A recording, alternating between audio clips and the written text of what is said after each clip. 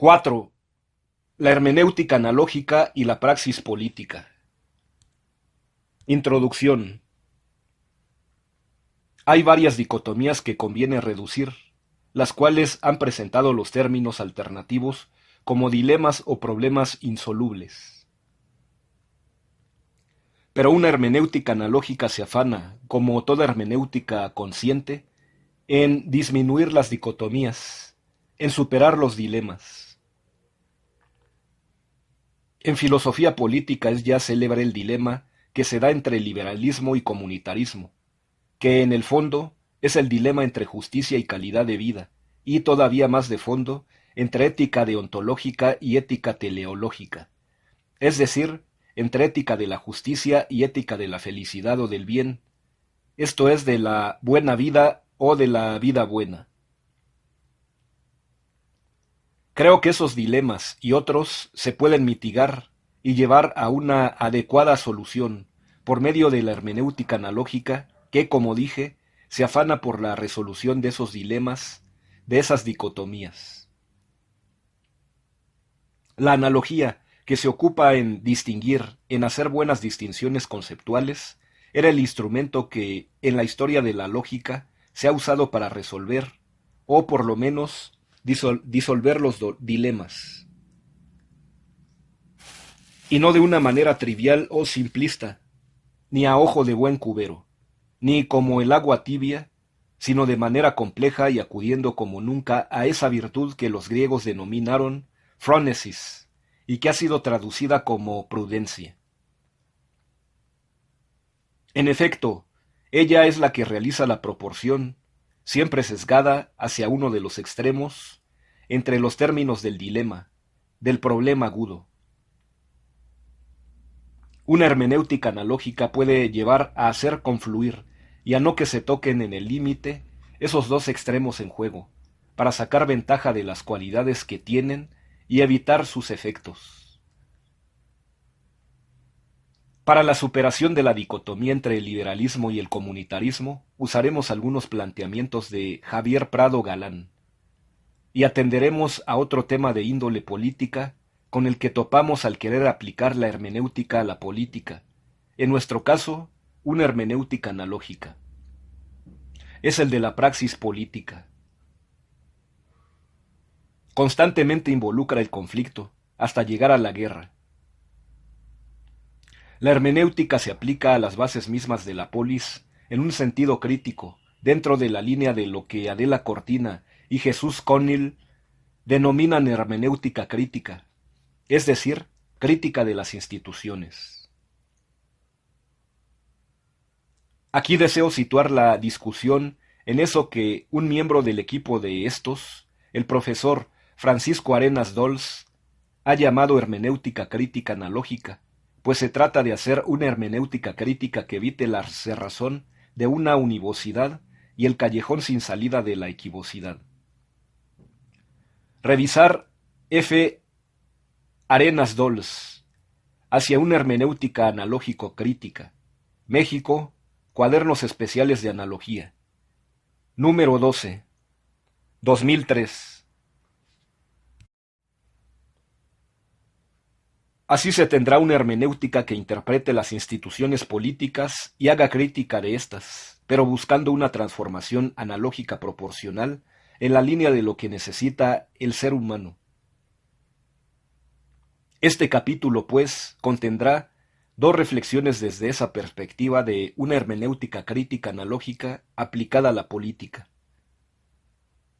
La primera será la búsqueda de un equilibrio proporcional y por lo mismo analógico entre el liberalismo y el comunitarismo, entre esas fuerzas que se destiendan y se desgastan, pero pueden usarse para trabajar conjuntamente y hasta dar una síntesis nueva. Y la segunda reflexión versará sobre la guerra justa, esto es, sobre el conflicto político cuyo clímax es la guerra. El problema de la guerra justa es siempre candente, de suma actualidad, y requiere una respuesta de nuestra parte, respuesta que trataremos de dar desde una hermenéutica crítica analógica aplicada a la política, tratando de que en ella se refleje la ponderación y moderación de la proporción o analogía.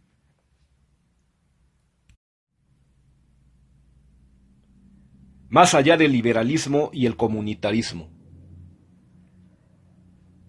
El tener que decidir de manera salomónica, o por lo menos como la columna que lleva ese nombre, refleja muy bien la situación en la que nos encontramos hoy en día en la filosofía moral y política, es decir, en una situación de juicio, de necesidad de enjuiciar y de necesidad de enjuiciar casos dilemáticos difíciles.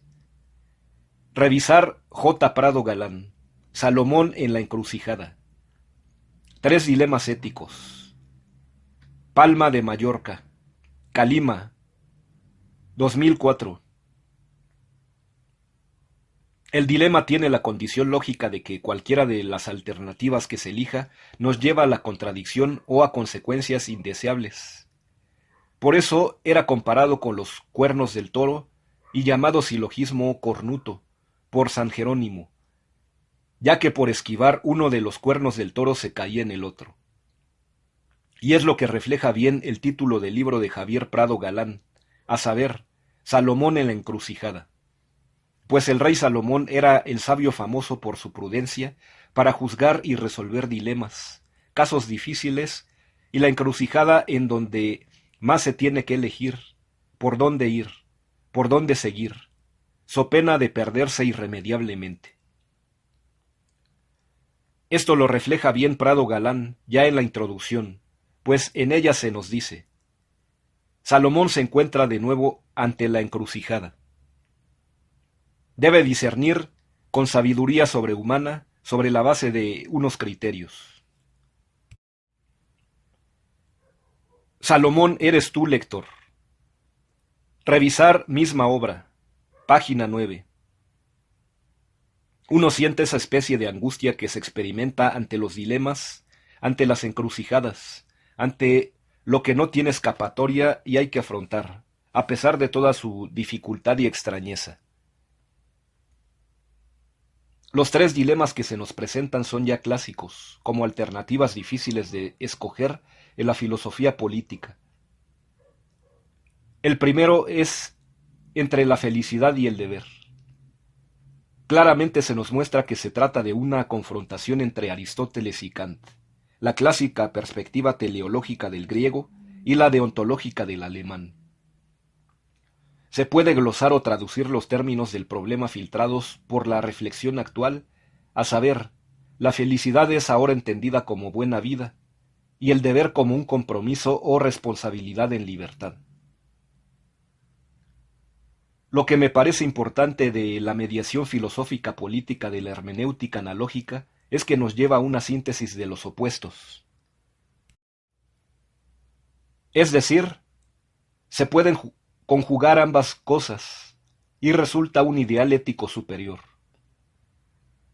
Para ello se puede poner varias mediaciones. Una es la Ehrenmoral de Nietzsche, en la que la moral de los señores se sitúa sobre la de los esclavos o débiles y trasvalora los valores establecidos. Javier Prado Galán no lo acepta, pero sí aprovecha la crítica que hay en ella tanto de la ética aristotélica como de la kantiana. Revisar misma obra, página 20 y siguientes.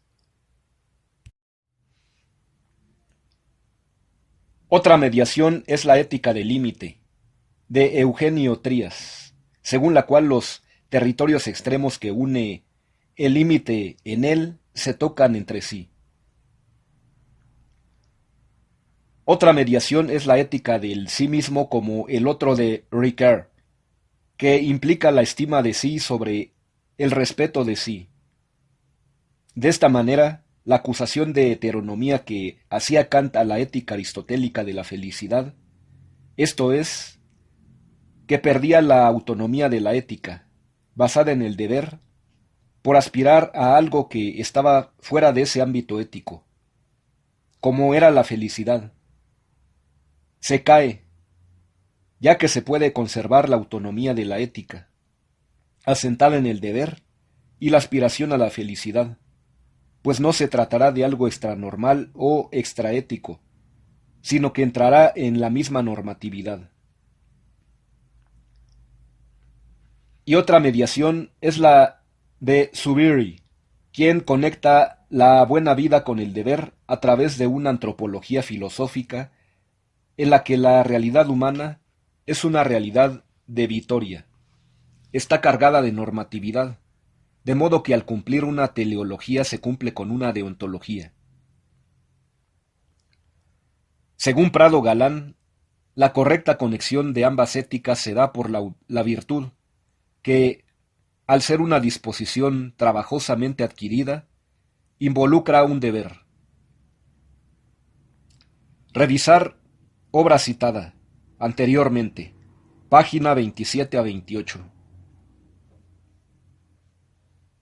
Otro dilema es entre individualismo y comunitarismo, al que Prado Galán le buscará la salida por el lado de la autenticidad, el reconocimiento y la compasión. Es otro gran dilema en la ética y la filosofía política de la actualidad, y son dos corrientes que ya llevan mucho tiempo jaloneándose, al punto de que ya se ha influenciado tanto la una a la otra que se han desvanecido. Prado Galán examina algunas otras salidas diferentes de la suya. 1. La salida por el lado del amor propio. 2. La salida por el lado de la comunidad. Y 3. La salida por el lado de la ciudadanía. La primera es de Sabater, y resulta insuficiente porque no alcanza la comunidad. La segunda es la de McIntyre, y resulta insuficiente porque no alcanza a salvaguardar al individuo. La tercera es de Victoria Camps, que rechaza el comunitarismo, pero es insuficiente porque, así, no alcanza a articular la comunidad con el individuo. Revisar obra citada anteriormente, página 38 y siguientes.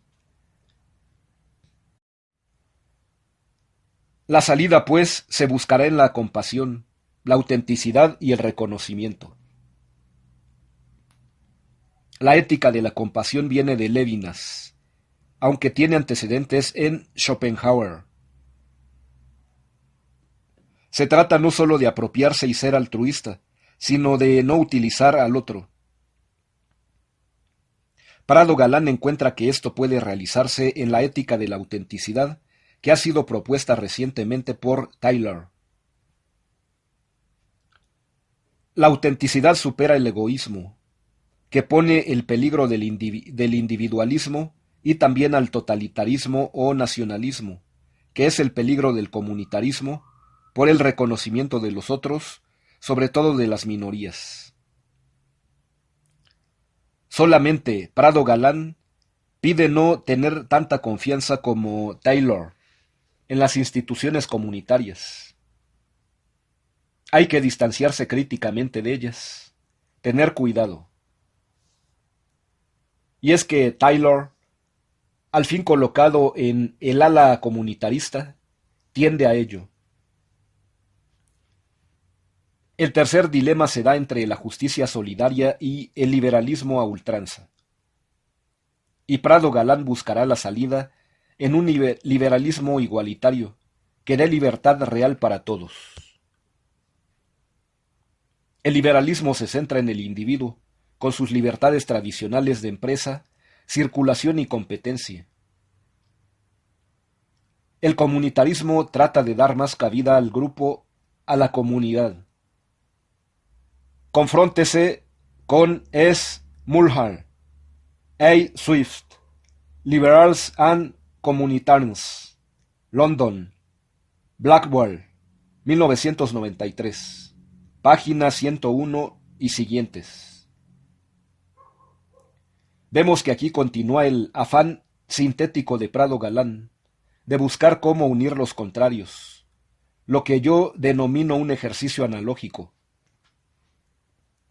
Pues no se trata de unir como pegote con un eclecticismo insano, sino con coherencia, de manera consistente.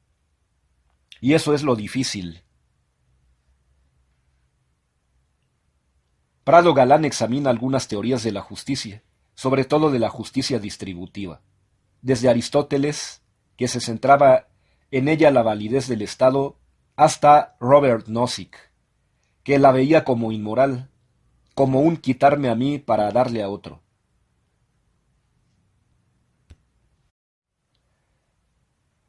También la justicia en el utilitarismo, que es el antecesor del liberalismo, y en el comunitarismo. Ya al hablar de un liberalismo igualitario, Prado Galán está uniendo de manera híbrida, pues el igualitarismo se ha asociado con el comunitarismo, al menos en su oposición al liberalismo. Aquí es el liberalismo igualitario de Rawls, que daría verdadera justicia y libertad real a todos.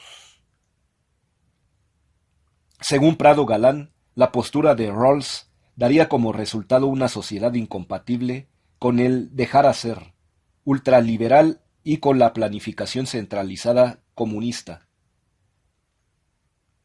El resultado sería conciliable con la economía mixta y con el socialismo de mercado. Revisar J. Prado Galán. Obra citada. Página 75. Otra vez encontramos estas conciliaciones que antes se llamaban síntesis dialécticas y que yo denomino junturas analógicas, que son a veces las más que sirven, que son más fructíferas que el univocismo formalista y el equivocismo relativista. A partir de los dilemas ético-políticos analizados, se despliegan unas ramificaciones dilemáticas, esto es, son como consecuencias lógicas de los términos del dilema o de la misma relación dilemática entre ellos. Y son tres. La primera es la educación moral en una sociedad posmoderna. De inmediato se nos presentan los medios masivos de comunicación, al menos en varios casos, como los deseducadores. Revisar Guy Sartori, Homo Videns, México, Taurus 2000. Y es que lo que aquí se necesita es educar para la libertad. Pues bien, para ello se trata de formar el criterio, formar actitudes, formar la civilidad y formar para las profesiones. En todo ello hay que formar la libertad mediante virtudes, como la prudencia, para ejercer razonadamente la libertad. La templanza, para respetar la libertad del otro, y la justicia, para ayudar a los otros con su libertad. Otra de las ramificaciones tiene que ver con la felicidad. Hay mucha infelicidad, es un hecho. Walter Benjamin dice que ser feliz es percibirse sin temor. De modo que podemos aseverar que el imperativo que se sigue de esto es: percíbeme sin temor. Es algo, pues, que incluye los sentidos, la parte sensible del hombre, pero también incluye el servicio a los demás, la responsabilidad para con el otro, en la línea de Lévinas. La felicidad, el deber y la justicia van juntos, pero los acompaña la libertad. Parece que Prado Galán los une en la justicia distributiva. Ella asegura la libertad y la felicidad, y cumple con ese deber. Y termina cambiando el imperativo de Kant por el imperativo de Wittgenstein. Sé feliz, el cual es más profundo y universal, o más universal y profundo. Revisar J. Prado Galán. Obra citada. Página 104. La última ramificación pone al neoliberalismo en el banquillo de los acusados. Pero no es un mero juicio sumario. Implica la distinción. Explica, es decir, distingue las virtudes y los vicios del neoliberalismo. Hay cosas buenas y cosas malas en él. Cosas malas son volver fines los medios, dar más peso a la eficacia, acrecentar la diferencia entre ricos y pobres, y la supervivencia del más fuerte, junto con el egoísmo, la falta de solidaridad, el consumo desenfrenado y la resignación. Cosas valiosas son el aprecio por el individuo, por la eficiencia, dinamismo y creatividad. Prado se pregunta si hay alguna alternativa para el neoliberalismo, y habla de un capitalismo más equitativo, en el que el Estado intervenga suficientemente para asegurar que lo político esté por encima de lo económico y todavía más, fomentar la participación de la sociedad civil. Esto que dice Prado Galán es verdaderamente notable, por lo honesto y valiente, al juzgar algo que casi nadie puede juzgar desapasionadamente, o se lo ensalza o se lo condena sin más.